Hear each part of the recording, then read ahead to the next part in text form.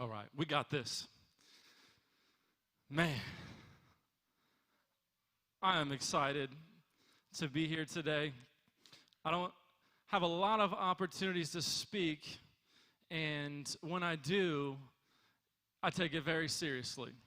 And so I pray, I seek, and I ask God to give me something to share with the people that will be in the room that day. And so you have been prayed for. I've been praying that God would speak into your hearts today. I don't know what's going to come out. I told a few people, I got more message and notes than I got time. And so I'm going to be just kind of doing what we do around here. And it's going to be, I got some things here, but it could just go a different direction, and that's what we're going to do. I will tell you that our sound and our production, I guess it's media team, the person that does the slides, her name is Kim. We need to probably lift her right now in some prayer because I gave her so many slides and pictures, and it's going to be like a family reunion over here. So give her grace. Give her grace. I don't know if you've noticed, but things have been a little different recently. Anybody ever seen one of these before? You know, it's funny because our country's not really accustomed to this. You know, I remember seeing when all the flus would break out in the Asian countries, and it's like, they're wearing those masks. Man, that looks so creepy, right? And it's just so foreign to us, and even right now, it's just so annoying.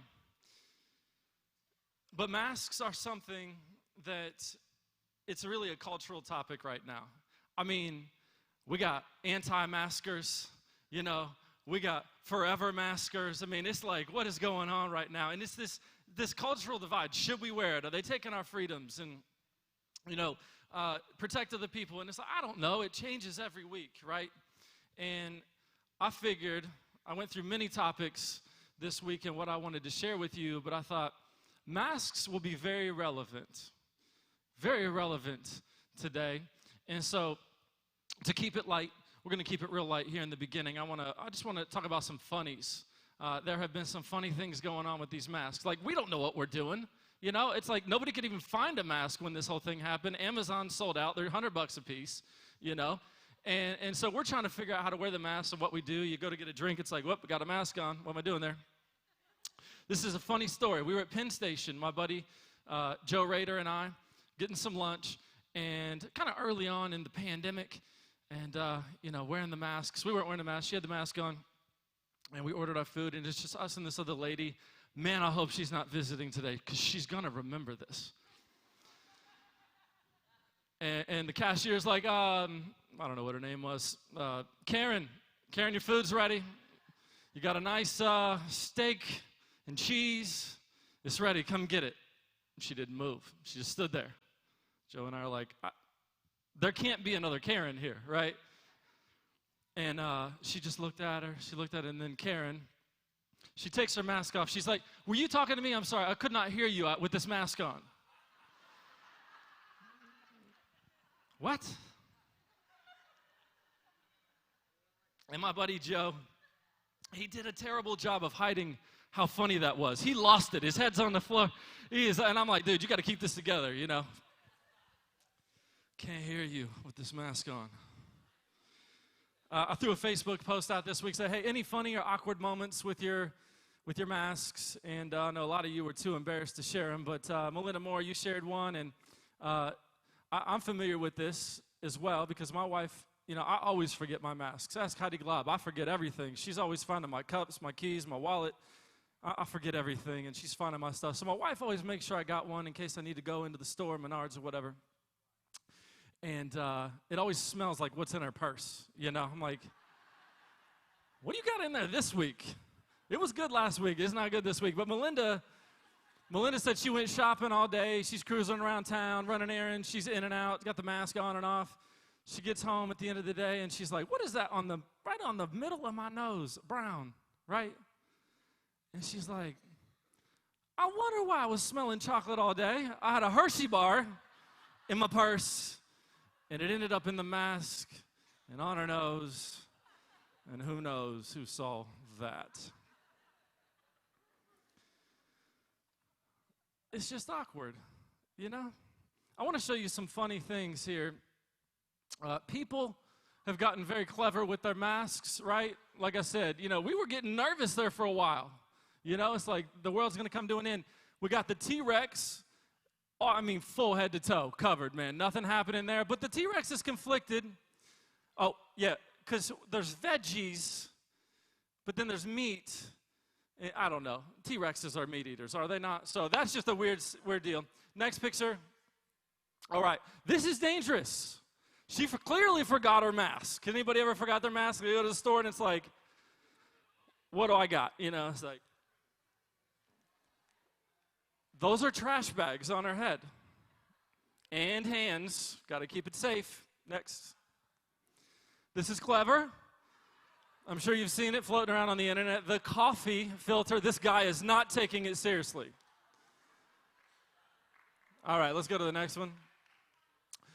What? I don't even know. That dog is suited and booted all the way to the top, to the bottom. That poor dog. Okay, this guy, if you look closely, he's got a snorkel on listen, look at the top. Extra precautions. He put a cloth around it with a rubber band.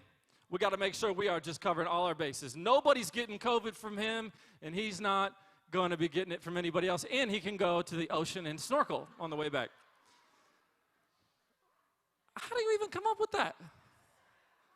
It's like, why didn't he just wear the thing on the bottom and just kind of put a little, that's crazy. We got any more? I'll do this all day. Y'all seen this one? This is your going out to eat mask. You don't have to take it on and off. You just, a little baby wipe right there. And this guy's crushing it. Antivirus mask. All right. Is that all of them? That's it. What is going on in this world?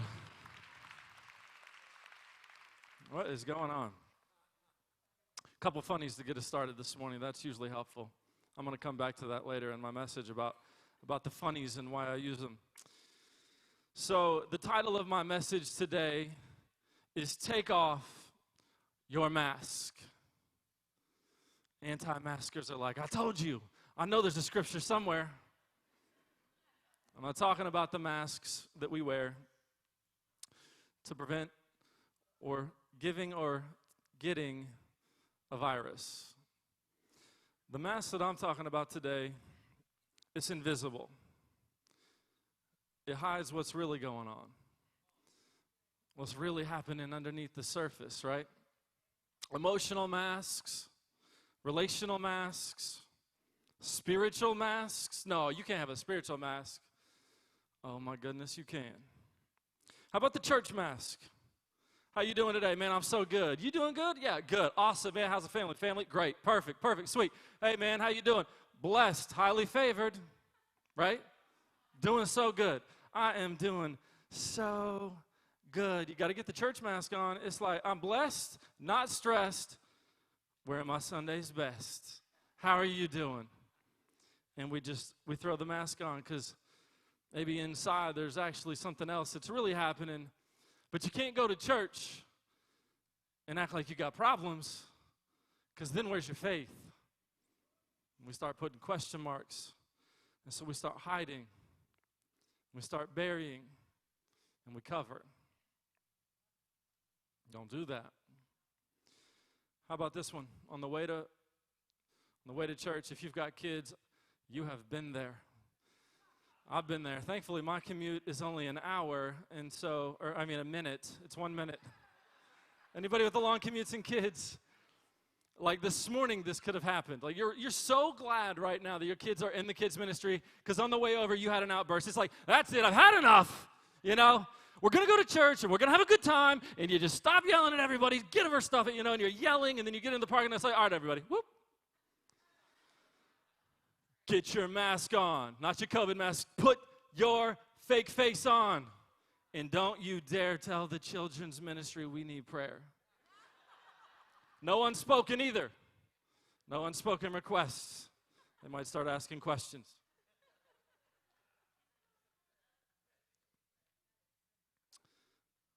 Nobody's been there? Just me. This message is from me. In the beginning, there was only a few places where masks were required. You know, I remember when Menards was the first one that was like mandating, you don't come in unless you have a mask. And it was like, nobody's going to Menards anymore. You know, we're so angry. And then it was like, you got to wear them everywhere. And it's like, Amazon's awesome, you know. And then we just go and we buy the mask and we put the mask on and we just do whatever they say. Most of us. And I see a parallel in life.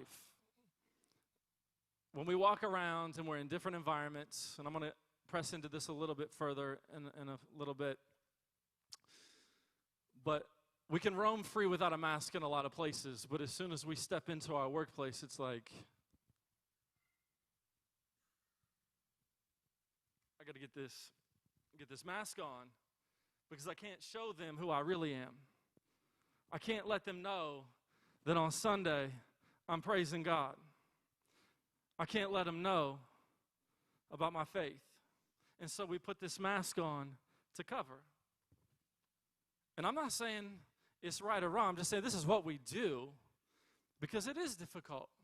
And if you work in an environment where not everybody's praising God, there's some tension and there's some, how do we just do this kind of thing, right? And so I'm not coming down on you. I'm just exposing it, all right? I'm exposing what we do. We wear them at school. We wear them even at home. Sometimes we wear them around our spouse if we're stressed out about finances, or you got some news that maybe the job may or may not be there next week, and so you just kind of keep it, and you bury it, and you're stressed. You come home, and it's like, hey, how was your day? It's like, good. But inside, you're just carrying it, and you got the weight.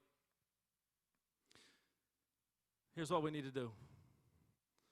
We got to take them off and put them down. Because when we stop hiding, God can start healing. That's good. That's good. That's where I did my part, now you do your part. You clap. That's good right there, okay? Don't make me take it out of you. We stop hiding, and he can start healing. And then I'll take my mask off and let you know I found that on the internet. That's a good quote. When we remove our masks, God can start dealing with us. But we play pretend. And I was going to save it for the end, and I'm going to mess up Kim. But we like to play pretend. And my kids, when they learned how to play hide and seek, they were young. Do you have the hide and seek picture? Am I just totally messing this up? Okay. Juju and Gia. Gia's hiding. This is their hide and seek, right? She hid really well, didn't she? They have no idea what they're doing. They don't know how to play hide and seek. And I think that this is what God sees when he looks down on us and we're hiding. And it's like he can't see me over here. It's Friday night. Sunday I'll be in there. He'll see me there. But on Friday night, he can't see me. I'm hiding. And he's like, you're in the basket. This is crazy. I see you. He knows what's going on. But we still put those spiritual masks on. And we still try to hide and cover. And that's how ridiculous I think it might look to God. It's like, would you please just stop? He might even look at us like that guy with that green mask on, that weird thing he had on with the turtleneck, and it's like, what are you doing? What is that even? What is that? Why are you covering what I have made? We can't fool him. We try to be imposters, right? We try to be somebody that we're not. This is going to be good at the end, I promise. If it's feeling a little heavy, it'll feel good at the end when you get to take it off. You ever seen The Masked Singer? That's a good show. You know what the best part is? You know what the part my kids just love? Take it off. take it off. We're going to be cheering that at the end, because when it comes off, everybody gets excited. And it's like, I knew it. I knew it was him. It's like, no, you didn't. Let's say that. Never said his name. I got 3 questions that I want to answer today.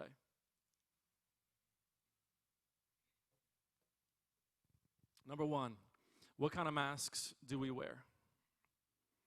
What kind of masks do we wear? Number 2, why do we wear them? So there's all kinds of them, but why are we putting them on? And then number 3 is, how do I get this thing off? How do I take it off? Jesus has actually some things to say about masks. And he pretty much sums it up in, don't be fake.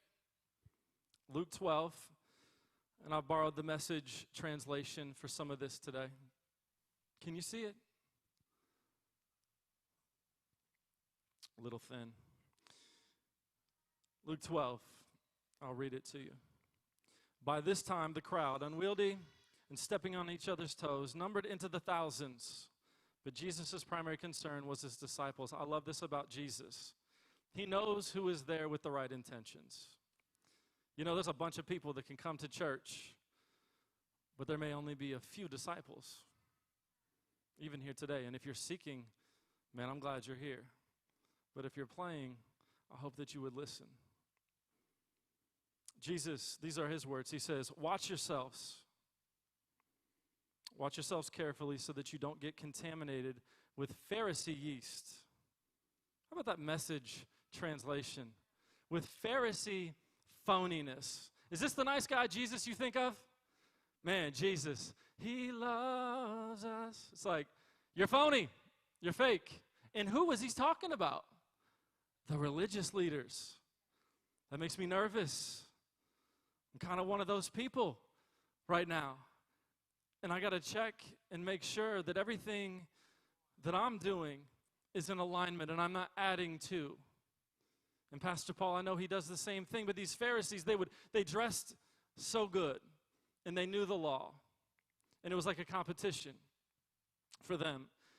And it says, you can't keep your true self hidden forever. Before long, you're going to be exposed. You can't hide behind a religious mask forever. Jesus, now this is a translation, but he says you cannot hide behind that mask forever. Sooner or later, it's going to slip off. It's going to slip off. At some point, the game that we're playing, the church game, or the game that we're playing at home, or the act that we're putting on at school, or whatever environment that you find yourself on,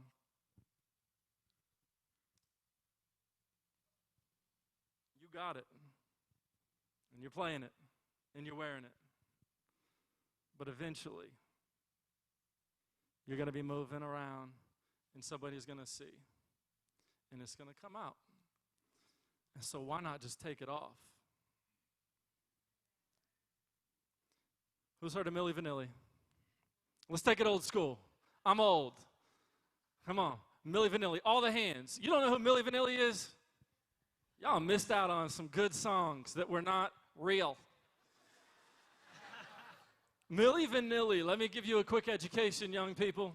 Am I really that age where I'm young people? I'm talking about people like young people. Man. Milli Vanilli was wildly popular.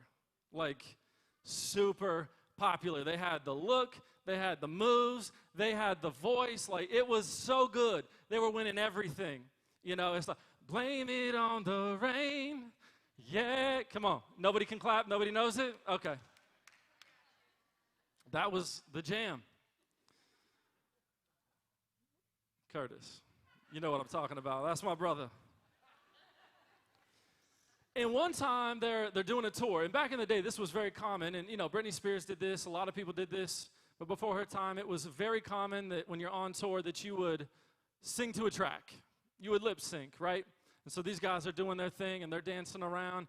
And all of a sudden, it's like skip, skip, skip. And he just kept, blame it on the the, and it's like, remix, and the guys ran off the stage. Ran off the stage. Humiliated because it wasn't their voices and they weren't singing. So it wasn't that they were just performing and that was their voice on the track and it just skipped, because that would be acceptable. But the truth is, it was somebody totally different. It wasn't even their own voice. And they were like cruising to the top. I think 26 weeks, like number 1 on the billboards or whatever. Like they had everybody fooled. But eventually, it'll slip and you get caught.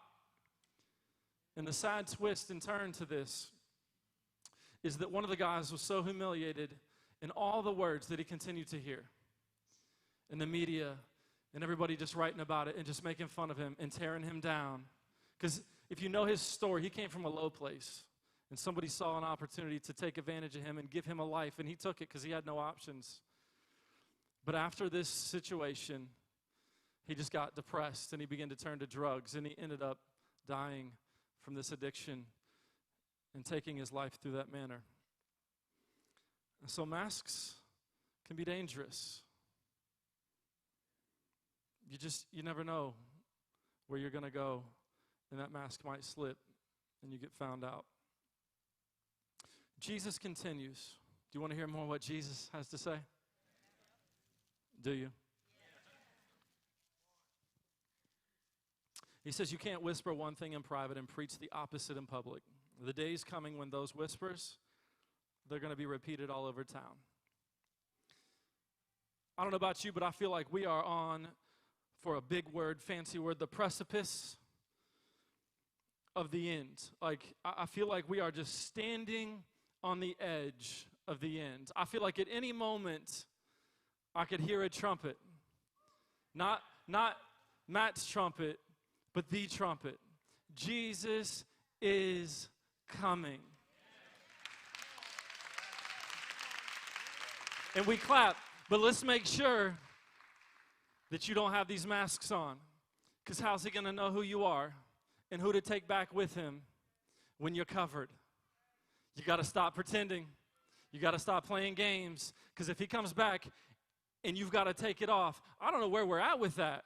But he's coming back for an unmasked church. He's coming back for a holy church. He's coming back for a church that not just Christians on Sunday and cussing like sailors on Monday. He's coming back for the real deal. We don't have to be perfect, and grace is there, and it's sufficient. But if we're playing games and we are being intentional, you might want to press into that today. He's not looking for the mass believer. He's looking for the real deal.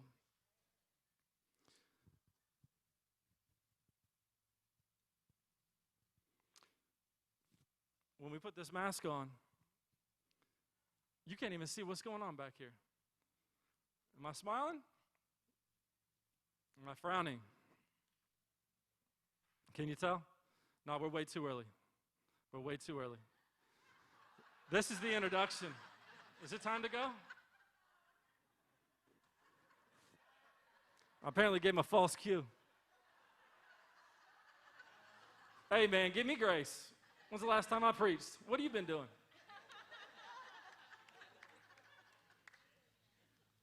That's so funny. Let me fix my mask. So good. It's going to be a while. I don't know if there's a mattress. Yeah, no, for real. Like, I don't know if we got beds or anything on the side. We got beds over there. But you can't tell. If I'm smiling, I'm smiling. You can't tell if I'm frowning when I have this mask on. It hides. And it hides all kind of stuff.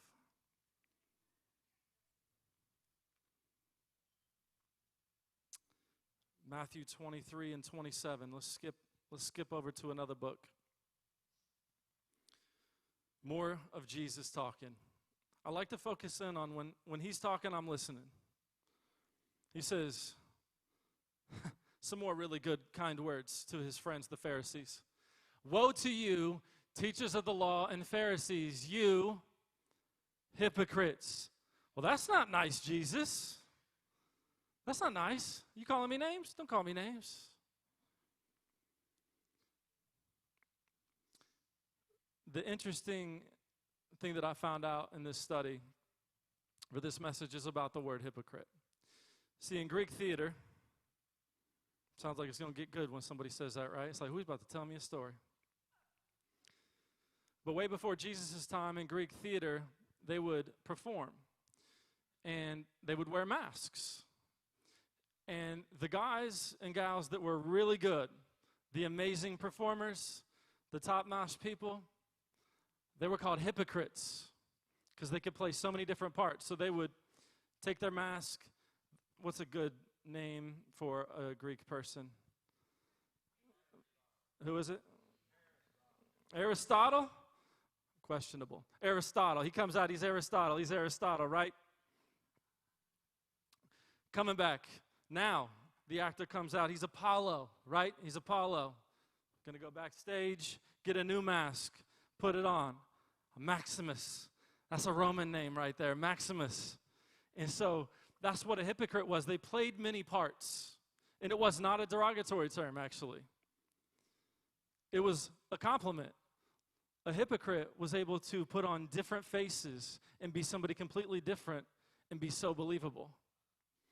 And so what does Jesus say? Woe to you, teachers of the law and Pharisees, you hypocrites. You're putting on all these different masks and playing so many different parts. You're one way here, and you're another way there. He continues, you are like whitewashed tombs, which look beautiful on the outside, but on the inside they are full of bones of the dead and everything unclean. Does the Message version not just have a way to go, oh, I understand now. I know what you're talking about. It looks so good on the outside. We dressed it up good today. Everybody's doing a good job with the outfits today. But I believe that inside of the hearts of the people that sit here today, there are many situations that do not reflect what we see on the outside. There's brokenness, pain, there's hurt, and we cover. A whitewashed tomb is a lot like milk. I love milk. Cookies and milk, hot cookies and milk. Hot chocolate chip cookies and milk, if we're going to get real specific. But I'll just drink milk with about anything. And I love milk, and when you get it out, you see it, it's white. Pour in the cup, looks good. Hot cookies. Made all the preparations to take them out of the Tool House package from scratch and put them on that pan and form them a little, because I don't like square. You got to form them. Put the work in it. You're skating. What am I talking about? I'm talking about this milk. Then when you got these perfect cookies and then you take a drink of this milk and it's like, whoa, that's not good. That's expired. Anybody ever had the lump in the milk? It makes you never want to have milk again. It takes a while. It takes a while. It's like, please tell me my kids put something in that milk. Tell me I did not just drink that. But it looks good on the outside. You got to pay attention, folks, to the expiration date on the outside of that milk jug. You got to pay attention to what's going on the outside, because what you get on the inside might not be what you bargained for. And we do that. And it looks so good. But it's a little spoiled on the inside. Is it okay to announce that I'm on point number 2? And we got 3. Okay? Are you still good? What kind of masks do we wear? What kind of masks? There's so many. I mean, we could be here for a while. We are complicated people. And we could be talking about masks for a while. But let me just throw out just a few that I can kind of identify or had some relatively decent examples for. Oh, and by the way, some of these are just unintentional. I want to make sure I make that clear, that we're not just putting these masks on. Not every mask that we put on is a mask that is like, oh man, I'm going to go over here and it's time to be fake, you know? It's time to be fake over here. Sometimes we pick up masks when we're young, and then when we get older, we don't even realize that we're applying them. We're so comfortable with our mask that we don't even know it's there anymore. Have you gotten to that place in your life with these masks? You're just kind of used to it now. And there's almost maybe even a sense of comfort to hide behind it. How about the funny guy mask? This is my first mask, the funny guy mask. So when I was growing up, there was a stage in my life where my teeth, they needed braces. Let's just say that, okay?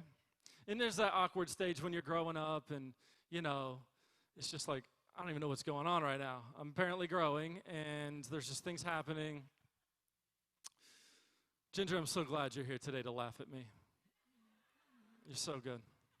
You know, and I remember the first time that somebody made a personal comment about my appearance, and it was like a dagger into my heart. I thought, I don't like that. I don't like how that feels. You know, because somebody can make fun of you for falling down, and it's like, that was just, whoops, you know? But when it's like, you, and this on you is a problem, I had to hide it. I didn't want to deal with this anymore. It only took 1 or 2 times for me to quickly develop a mask. And this mask was the funny guy mask. And so what did I do? When I could feel it coming. You know when the conversation's going a direction and here comes that kid, you know. He's coming at me and it's like, I'm going to beat him to the punch. I'm going to self-deprecate. I'm going to make fun of myself. Stole your thunder, bro. Or they'd say something to me and I got quick and quippy and fast and I start throwing them back at him and it's like, whoa, it's biting back. And so I begin to cover with humor. And I begin, you know, this class clown and this persona. Did it stick? Thank you. And not all masks are bad. It's just, you know, when we're masking, this one was a coping mechanism for me to try to deter and deflect.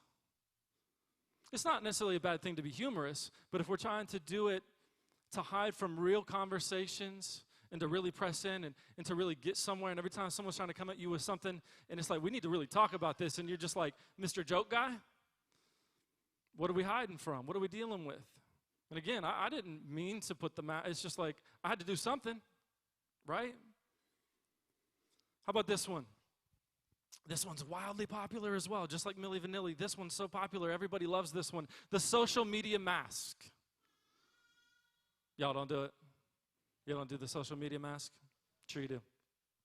Kids look good. House looks good. Every picture on social media that we post, good. Right? You know, it's like, hey, here's just, you know, my house today, and, you know, I just kind of hanging out, and everything's put away. There's no laundry. We don't even have clothes. Like, I don't know what you're talking about. You know, the car, always so shiny, just shining, and, you know, the nice clothes. We just put this image out there. Like, I want to show you a picture of my family this week. We were just hanging out at the house. Just hanging out. This is what we do. And that's how we do it. Just like that. We do this most of the time. You walk by our house. We got windows everywhere. You walk by, you might peek in the house. This is what you'll see. It's how we do. This photo cost a lot of money. Let me tell you, this person that was the photographer, not only did they take a good picture with all the perfect things, and like literally they had one lady taking pictures, and there was like a hair lady, and she would come over and she's like, we got to get this here, we got to get that there, and we got to get, you know, and it's like, whoop, get it, you know, whoop, smile, chin up, don't want the turtle, chin up, you know, and it's like we were coached. But we look at these things and we're like, man, what an awesome family. I wish we could be like that family. I wasn't trying to get, you know, some affirmation right there. But, you know, that's what we do when we look at people's social media. You should post it. We'll get lots of likes. They'll think that this is what we do. And it was the next level photographer And so you can't even see these pictures. They got them under lock and key, and they're like, you can come in and pick 10. Pick 10 pictures, because what they do is they doctor them up, and they mask. You see any gray hair? Not here. Do you see any gray hair? Nope. They took it out. See them wrinkles? Gone, right? We polish and we cover. That costs extra. Let me show you what real life looks like. Hello. That's 3 Christmases right there. Does that look more familiar?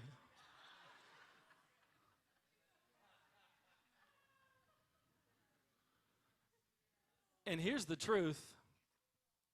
That's not even the real unfiltered picture. I'm not going to show you picture 3. We can take that one down. But picture 3, if I was really showing you real life, there would be no smiles sometimes. And there would be some frowning in some of this. And go to your rooms. But we don't let you see those things. And I'm not saying we need to air all of our dirty laundry. We don't need to be, every time someone comes up to you, it's like, hey, man, how you doing? It's like, you want to know? Let me tell you how I'm doing. Listen, don't do that. There are appropriate times and places to share, okay? But we got to be real and honest. If you're not doing good, it's like, hey, man, you know what? Today, I could use some prayer. That's where I feel like I'm at today. Blessed and highly favored, need prayer.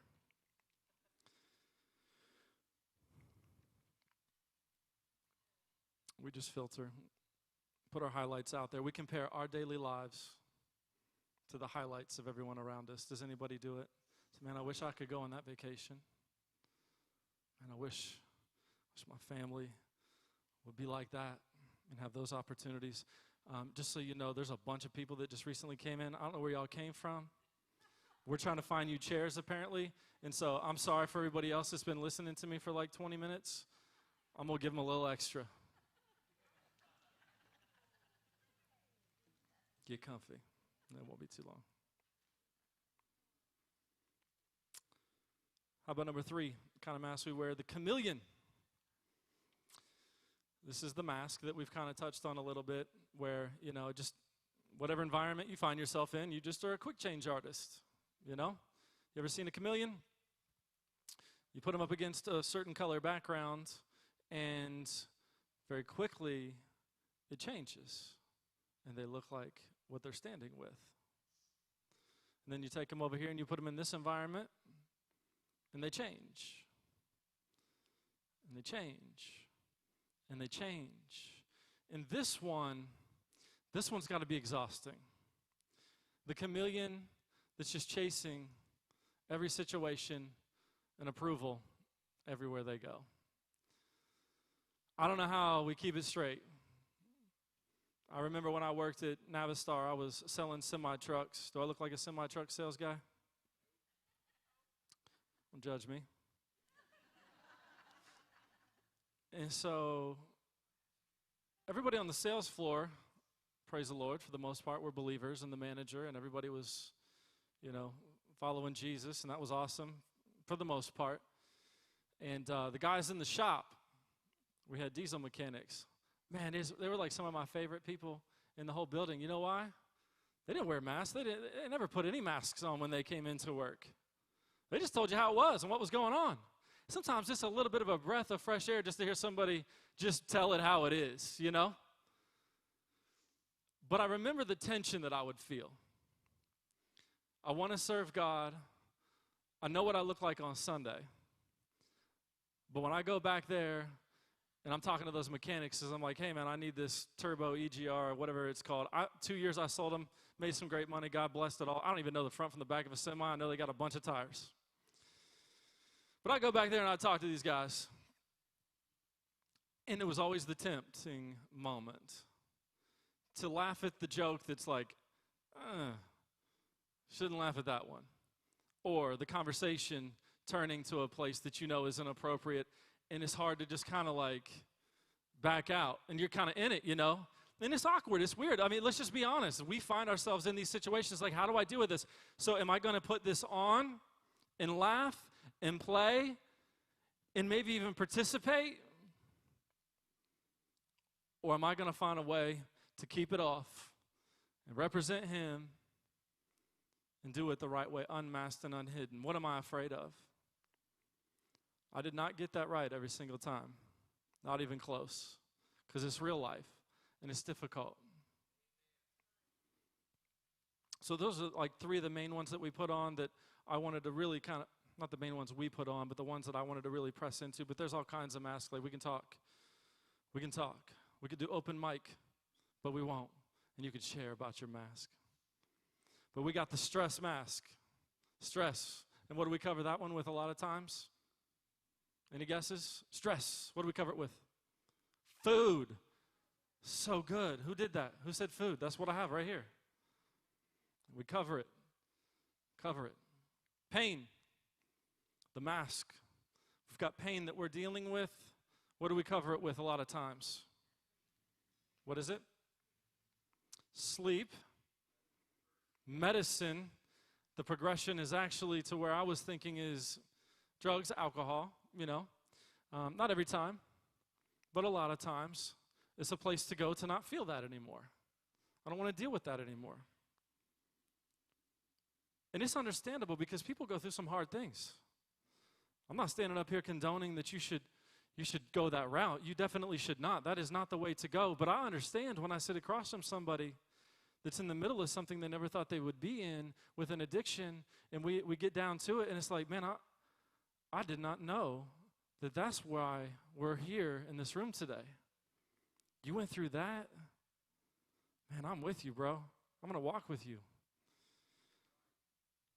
So here's what I want you to do. Actually, I'll throw one more out there. I think I need to share this one. How about the insecure mask? I think this one is presented sometimes in two different ways. One insecure mask is to overcompensate. I'm awesome. Man, I got it all covered. What do you need? I'm your man. You're putting it out there. And it's like there's nothing you can't do. Give it to me, I got it. And then the other side of that mask is distance. Stay away from people. Don't talk. Just get closed in. So we mask it, and we find a way to deal with what's going on inside. Here's what I want you to do with that card that you have in your hand. Do you have the card in your hand? If you don't have a card, ushers, can you bring them their mask? Bring the masks, because that's what those are. Raise your hand if you need a card mask. Jeanette, you don't have a mask card? You're the one that handed them out.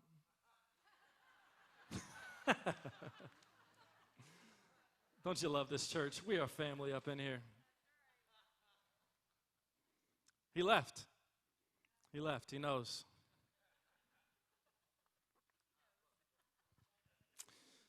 Here's what I want you to do as we begin to progress towards the end of this message.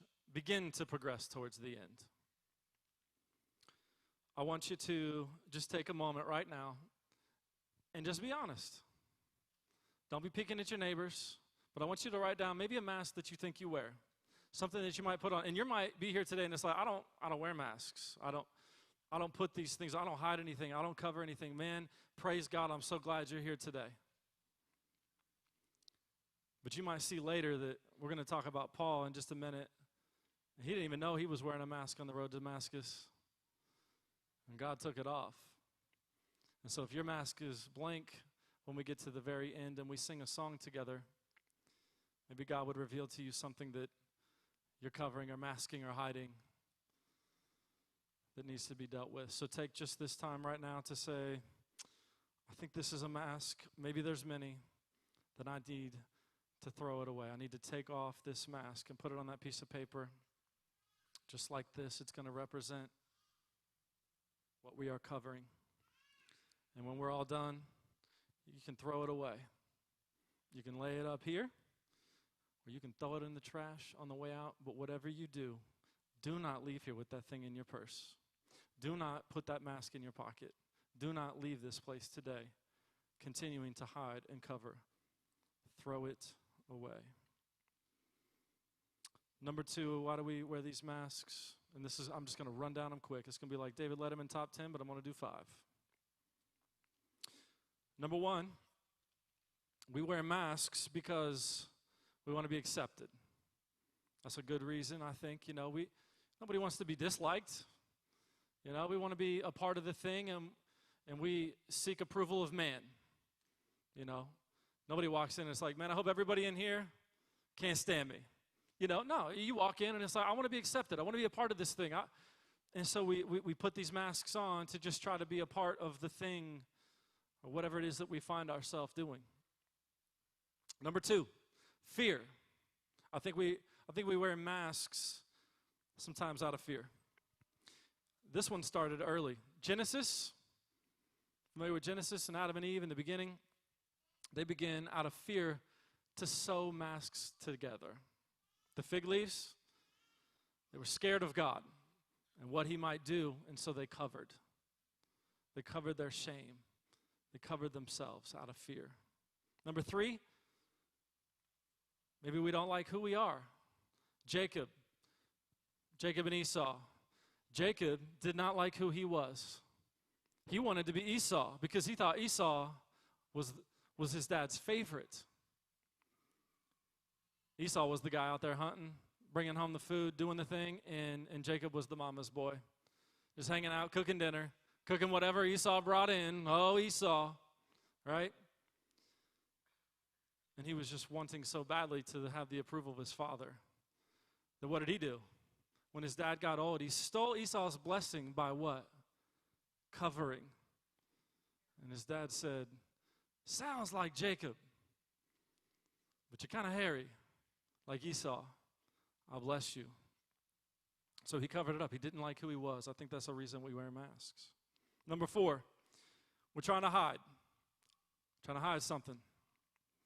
We got to project that you're richer, smarter. I got this thing together. Drive a sweet car. Got all the awesome clothes, the latest technology. Meanwhile, the budget is busted. And we've ran up the credit card debt to try to keep up and to be a thing.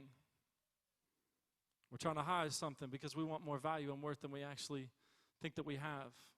But you are enough. Number 5, and the final one. Why are we putting these things on? To forget. Sometimes we just don't want to deal. Sometimes it's so unfortunate of the situation that we're dealing with that we just need to put on a mask, cover it up, to try to not deal with it. I talked to somebody yesterday. Did a wedding. Something really terrible happened to his daughter when she was 3.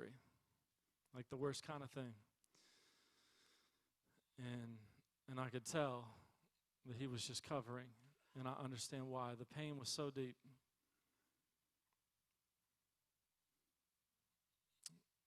And we just want to forget. We got to stop, guys, and we got to stop listening to the lies of the enemy. The enemy's going to tell you that you are not good enough, you're never going to be good enough, you never were, never have been, no chance, no how. You may have said a prayer, you may come into church, but you're not enough. If you hear that voice, that is not from God.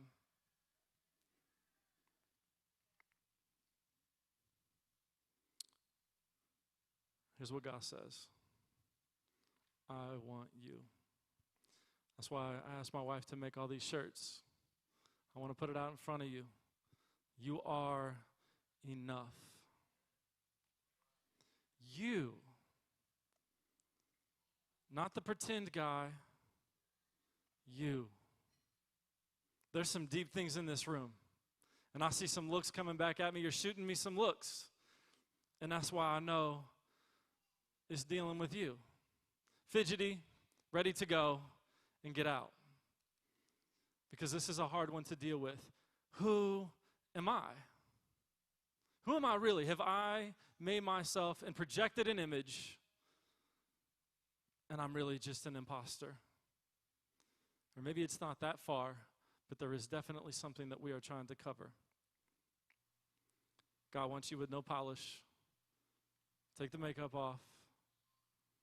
Let the hair down. We're going to show him who you are. So how do we do it? This is a good time. Everybody's here. All right. How do we take these masks off? If you've been carrying it around, maybe this mask that you wear, it's got more wear and tear on it than the pages of your Bible. So familiar. How do we get this thing off? We're going to take that road to demask us. Damascus, demask us. His name was Saul, but we know him as Paul. Paul is the guy that penned a large majority of the New Testament. You know Paul had a mask. Let me tell you about Paul's mask. Acts 9, 1 and 2. All the time Saul was breathing down the necks of the master's disciples. He was out for the kill, and he went to the chief priest, and he got arrest warrants to take to the meeting places of Damascus, so that if anyone was found there belonging to the way, Jesus' followers, whether men or women, he could arrest them, bring them back to Jerusalem. On his way, mask in hand, and actually, his mask was covering his eyes. He thought he was in the right lane and doing the right thing. Jesus spoke to him and knocked him off his horse. I'm believing today that God's going to speak to some people. He's going to knock you off your horse. You see, Paul was going one way for one reason. But God had another. This is so good. I didn't write this. Jesus, God, the Holy Spirit gave us this. It says, so Ananias, he went. Ananias is a person that was used by God to go to the man. His name was Saul at the time, and he was coming to kill and to take away. And Ananias says, I'm not going there. I'm not going there. That guy's dangerous. Have you heard? And God says, go. So Ananias obeys, and he says, he went and found the house where Saul was. And he placed his hands on blind Saul. And he said, Brother Saul, the master sent me. The same Jesus that you saw on your way here, that's who sent me. And he sent me so you could see again and be filled with the Holy Spirit. No sooner were the words out of his mouth, something like scales fell. Gone. What does Saul do?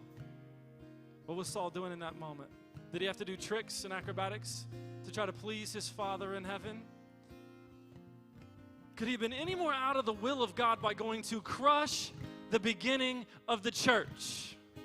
Hear me today. You are not out of the will. You are not too far. Lie.